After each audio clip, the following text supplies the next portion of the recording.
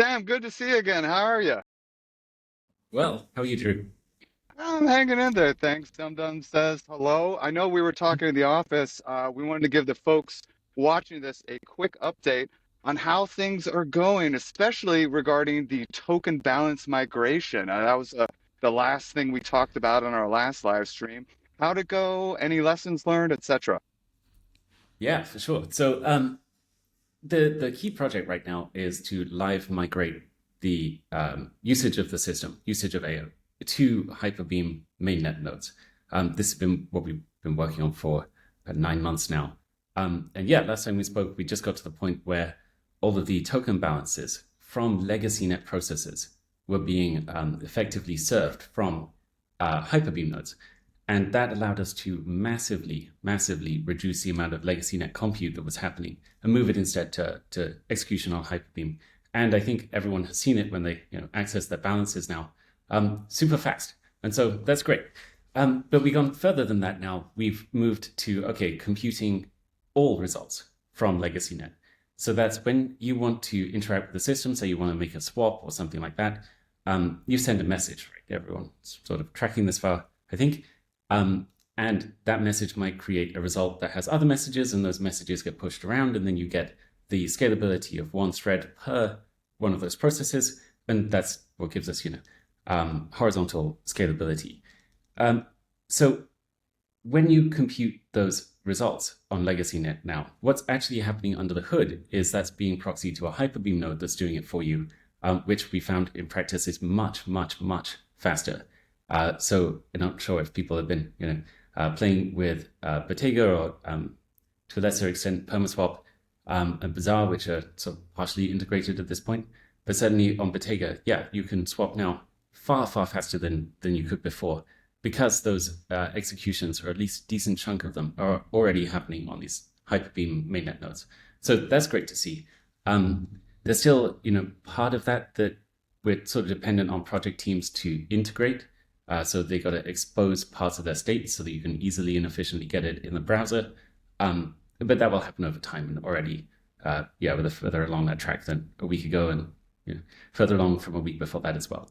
So that's been pretty amazing. We're now down to, I want to say it's around 700 to 1,000 CPUs on LegacyNet, where at peak it was about 11 to 12,000. So huge amount of the computation has now migrated to HyperBeam mainnet nodes. Awesome. Well, okay, you've been very busy. So I don't want to just jump into what's next, but I'm going to do it anyway. What's next? I know a lot of people are super excited to see these latest developments, but I'm sure they're already asking, Sam, can you give us a sneak peek at what you're thinking? Yeah, for sure. I mean, but for a start, if you want a sneak peek on what we're not just thinking but building at any time, you just go to GitHub and you see it for yourself if you look at the pull requests. But if you did so today, what you would see is we're starting on this process of, okay, so decentralization of computation is the most important thing. Did that first. There's little bits to finish off now. We call it the general population of processes that are not, say, named, so not a pool from one of the larger exchanges or a large token or something like this, just the random processes that start when someone creates something on AOS, say. We've got to move all of that computation to be on HyperBeam. That's happening at the moment, and that will be the end of it. There will be no more legacy net computation at that point. So we're all excited to see that. I think the legacy net implementation, I think people don't see this because it's like, well, it just sucks to use. I can appreciate that, but also what it was doing in the background, such a staggering amount of computation. It was impressive it got as far as it did, but now that era is over. So we're all excited about that. Then the question becomes, okay, well, what can we decentralize and move to mainnet next? And the key thing there is schedulers. So at the moment, the only call it a scheduling device, is basically a mechanism of determining the hash path for a process, the sequence of messages that need to be executed in order to calculate a state. The implementation of that we have, while it's modular, so you could replace it, you could put Arweave there, for example, if someone built a device to do that hook. the one right now just uses a single centralized scheduler. Obviously, that's something we want to change. And so in order to make that happen, we need a sort of stack of different services to be moved to HyperBeam. So at the end, there's staking. We need to be able to stake tokens in a system we call LiveNet, which basically lets you promise that your node is going to be online for a certain period of time, match that with security from TEEs, and you can trust that that node is going to be a scheduler for you for some period. And if that service provider fails to do so, then you have a stake on the line that you can claim against. That's where we're going. In order to get there, the first component is creating a better mint system inside HyperBeam and moving the token, AO token itself, over to HyperBeam nodes. And so, yeah, we're making exciting progress there. There's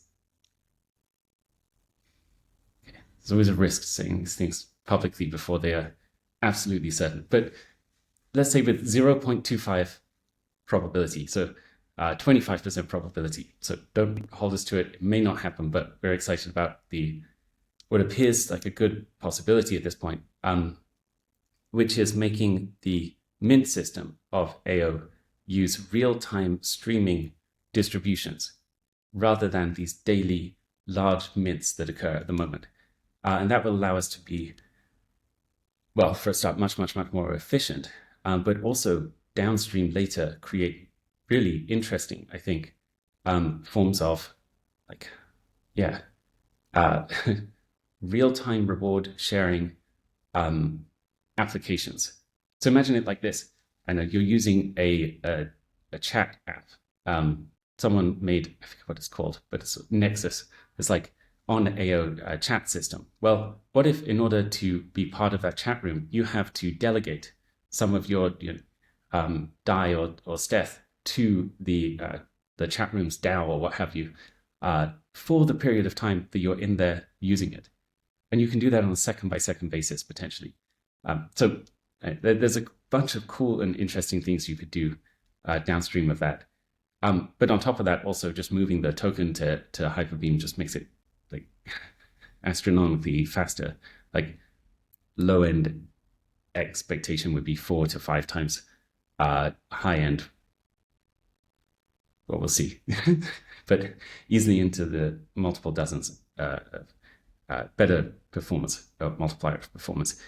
So that's pretty exciting. But then from there, we can leapfrog and say, okay, now we need to get LiveNet in place so that people can stake their tokens and we can identify that against a node that's running in the system and match with TEs. And there you go, got decentralized schedulers. Wow. Okay, so you guys heard it. It's a 0.25% chance, so don't hold the man to it. But you at least have an idea of where we're headed with the ecosystem. Sam, I don't want to take up too much of your time, so I just want to get a quick update for everyone so they know where we're going with it.